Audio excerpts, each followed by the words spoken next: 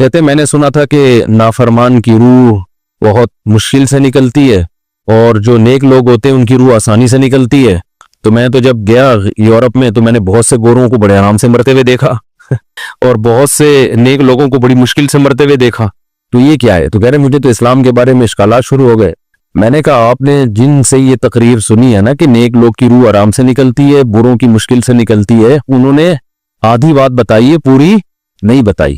میں نے کہا یہ تو صحابہ کے دور میں نے کہا اگر آپ حدیثیں پڑھ لیتے ایک آیت سے کبھی تھوڑی مسئلہ حل ہوتا ہے. آپ کسی کی ایک بات لے رہے ہیں، دوسرے موقع پہ جو اس نے تشریح کی ہے وہ آپ نہیں لے رہے.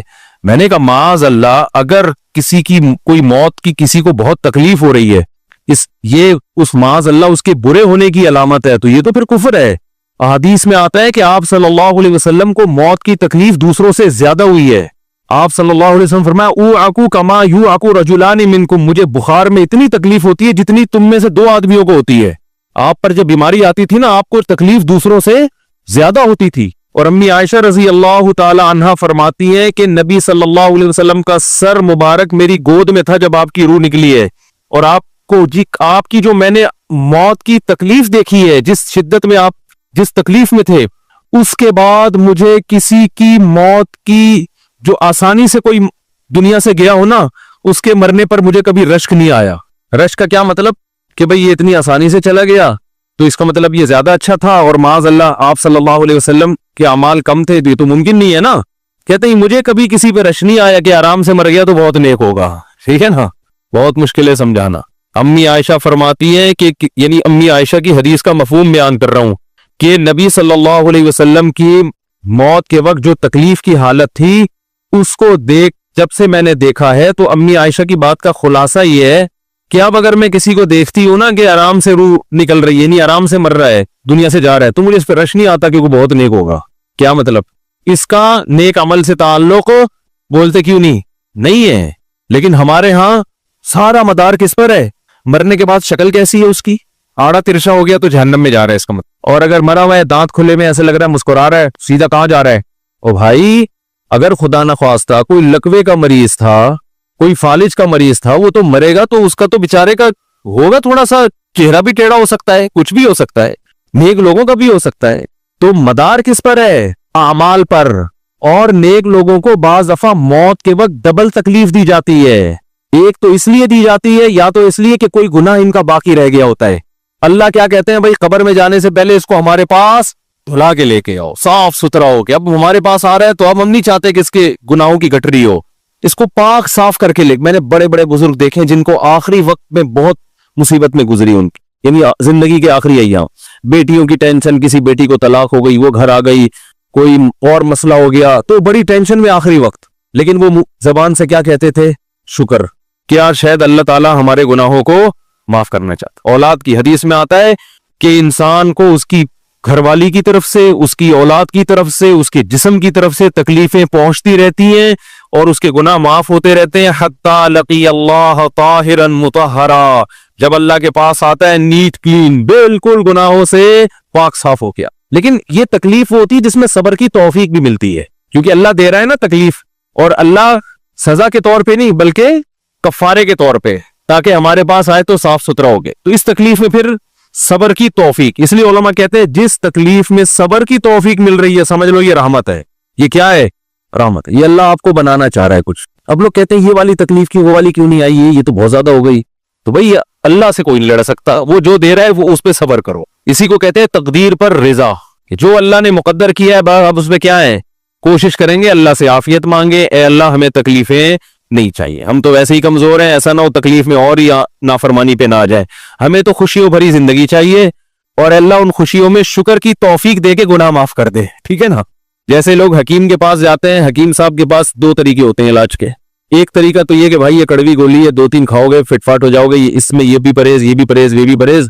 اور ایک طریقہ ہوتا ہے بھائی دودھ جلیبی کھاؤ، علاج لمبا ہو جائے گا، لیکن وہ دوا میں کیا ہے؟ دودھ جلیبی. تو آپ کہتے ہو بھائی یہ دودھ جلیبی والا مجھے دے دو، ٹھیک ہے لمبا علاج کروا لوں گا، فائدہ دیر سے ہوگا، لیکن میں یہ کریلے کا جوس نہیں پی سکتا. تو ہم نالائق لوگ ہیں، شکر سے بھی انسان کے ترقی ہوتی ہے. تو اللہ سے یہ مانگنا چاہیے اللہ ہمیں نعمتیں دے، تکلیفوں سے بچا، اور شکر کی توفیق دے تاکہ ہمارے درجات بلند ہو. تو شکر کے بھی تو بڑے فضائل ہیں نا. تو مانگنے تو کیونکہ ابدیت اور غلامی کا تقاضا یہ ہے کہ اللہ سے عافیت مانگی جائے، لیکن اللہ تکلیف دے دے تو اس پہ صبر۔ تو ہمارے نبی صلی اللہ علیہ وسلم کو ہاں یا تو اس لیے تکلیف ہوتی ہے گناہ معاف، یا اس لیے کہ درجات بلند۔ اللہ چاہتا ہے کہ بھئی یہ دنیا آزمائش کی جگہ ہے، جب آخرت میں آنا تو اتنا تجھے نوازوں۔ تو ہمارے نبی صلی اللہ علیہ وسلم جنت میں آخرت میں سب سے اعلیٰ مقام کس کا ہوگا؟ سید الانبیاء محمد صلی اللہ علیہ وسلم، حضرت آدم سے بھی زیادہ، نوح علیہ السلام سے بھی زیادہ۔ تو اللہ نے فرمایا کہ آپ کو پروٹوکول دینے کے لیے آخری جو اب آپ کا آخرت کا سفر ہے نا، اس میں مادی تکلیف آپ کو دوسروں سے زیادہ دی جائے گی۔ یہی وجہ ہے کہ حضرت فاطمہ رضی اللہ تعالی عنہ آپ کی چہیتی بیٹی، جب انہوں نے آپ صلی اللہ علیہ وسلم کی اس تکلیف کو دیکھا نا، جو موت کے وقت تکلیف تھی اور جو بخار کی شدت تھی، واہ کربا ابتا، فرماتی تھی ہائے میرے والد کا کرب، بہت زیادہ غمزدہ ہو گئی ان کو دیکھ کر کس قدر تکلیف میں ہے۔ تو آپ صلی اللہ علیہ وسلم نے فرمایا لا کربا علی ابیک بعد اليوم، کیسے تسلی کے جملے۔ اپنی بیٹی سے فرمایا اے فاطمہ تیرے باپ پر آج کے بعد کوئی تکلیف، بولو لا کربا علی ابیک بعد اليوم، اس میں بھی آپ صبر کا پہلو تلاش کر رہے ہیں، شکر کا، بس یہ اللہ کی طرف سے آخری ہے۔ آج کے بعد اے میری بیٹی تیرے باپ پر کوئی تکلیف نہیں، اپنی بیٹی کو بھی تسلی دے رہے ہیں کہ غم ہلکا کر، بس یہ اللہ کی طرف سے آخری ہے، آج کے بعد کوئی تکلیف نہیں ہوگی۔ تو ہمارے ہاں وہ بیچارہ تکلیف سے جا رہا ہے، تو یار دیکھا آ گیا نا سامنے، لوگ کہیں یہ دیکھا، ہم تو کہتے تھے بندہ ہی 2 نمبر ہے، اب آ گیا نا تو دیکھو کیسے مر رہا ہے۔ اور پیغمبروں کو تکلیف تو دی جاتی ہے، لیکن کوئی ایسا عیب نہیں ہوتا، ایسی بیماری نہیں ہوتی جو لوگوں میں معیوب سمجھی جاتی ہے، یہ نہیں ہوتا، کیونکہ پیغمبر اللہ کے قاصد ہیں، تو اللہ ان کو ہر لحاظ سے امت کو یہ بتانا چاہتے ہیں یہ میرے رسول ہیں، یہ میرے سفیر ہیں۔ تو کوئی بھی ایسی چیز جس کی وجہ سے لوگوں کو ان سے نفرت ہو، یا طبعی نفرت جو انسان کے اختیار میں نہیں ہوتی، تو اللہ ایسی بیماری اور ایسی تکلیف سے بچاتے ہیں ان کو۔ سمجھ میں آ رہی ہے بات؟ لیکن امتی کو ایسی تکلیف ہو سکتی ہے، یہ جو ختم نبوت کے علماء کہتے ہیں نا مرزا غلام احمد بیت الخلاء میں گر کے مر گیا، تو بعض لوگ کہتے ہیں وہ تو بیت الخلاء میں تو فلاں بزرگ کا بھی انتقال ہوا تھا، فلاں کا بھی بزرگ کا ہو سکتا ہے، پیغمبر کا بیت الخلاء میں انتقال بولو نہیں ہو سکتا، کیونکہ پیغمبر کو اللہ ایسے عیب سے بچاتے ہیں جو انسانوں میں عیب سمجھے جاتے ہیں۔ تو پیغمبر کو ایسی بیماری نہیں ہوتی، جیسے اچھوت کی بیماری ہے کہ کوئی ہاتھ نہیں لگا سکتا اس کو، ایسی بیماری پیغمبروں کو نہیں ہوتی۔ کوڑ کی بیماری پیغمبروں کو نہیں ہوتی، کیونکہ ایسی بیماری جس سے لوگ گھن کھاتے ہیں، ایسی نہیں، لیکن امتی کو ہو سکتی ہے، امتی کو ایسی بیماری ہو سکتی ہے، اللہ اس کے درجات کیا کرے گا؟ بلند کرے گا اس سے۔ مجھے ایک واقعہ کسی نے سنایا کہ ایک ہندو تھا، اس کو کوڑ کی بیماری تھی، کوڑ نہیں ہوتا گوشت گلنا شروع ہو جاتا ہے، تو یہ بیماری پھیلتی ہے، تو اس کے رشتہ داروں نے بالکل الگ کر دیا اس کو، وہیں سے کھانا پھینکتے ایسے کر کے، کہیں تبلیغی جماعت گئی، ان کو پتہ چلا، وہ بیٹھ گئے اس کے پاس جا کے، اس کو کھلا بھی رہے ہیں پلا بھی رہے ہیں، تو وہ بڑا متاثر ہوا، یار سب نے چھوڑ دیا اور مسلمان ہو گئے، تبلیغ والے تو اکرام کا کوئی موقع الحمدللہ چھوڑتے نہیں ہیں، تو وہ مسلمان ہو گیا اور پھر اس کا انتقال ہو گیا تھوڑے دنوں میں۔ اب دیکھو اللہ نے جو اس کو کوڑ کی بیماری میں ڈالا، یہ بیماری اس کے لیے رحمت بن گئی کہ نہیں بن گئی؟ تو کفر کی حالت میں کوئی اچھا کام کیا ہوگا اس نے، اس کے بدلے میں اللہ نے اس کو کیا دے دیا؟ کوڑ کی بیماری۔ اب دنیا کہے گی یار عام کافر جو اچھے کام نہیں کرتے وہ تو فٹ فاٹ گھوم رہے ہیں، اور یہ تھوڑا بہت خیال کرتا تھا، اس کو اللہ نے کیا دے دیا؟ بھائی اس کو دیا اس لیے کہ اللہ کو پتا ہے کہ جی کوڑ میں ہوگا تو تبلیغ والے آئیں گے، اس کی آؤ بھگت کریں گے اور یہ کیا ہو جائے گا؟ اسلام میں داخل ہو جائے۔ تو اللہ کے کام ہے، یہ اللہ ہی بہتر جانتا ہے۔ تو بعض دفعہ اللہ تکلیف میں ڈالتے ہیں تاکہ آپ کے گناہ دھل جائیں، تو اس لیے موت کی جو تکلیف ہے نا، اچھا اور عین ممکن ہے کوئی بہت بڑا بدماش ہو، بڑے آرام سے مر جائے، اور مرنے کے بعد ایسی خوبصورت اسکن ہو جائے اس کی، کیونکہ اسکن کی اچھے یا برے ہونے کا تعلق موسم سے ہے، جینے، ٹھیک ہے نا؟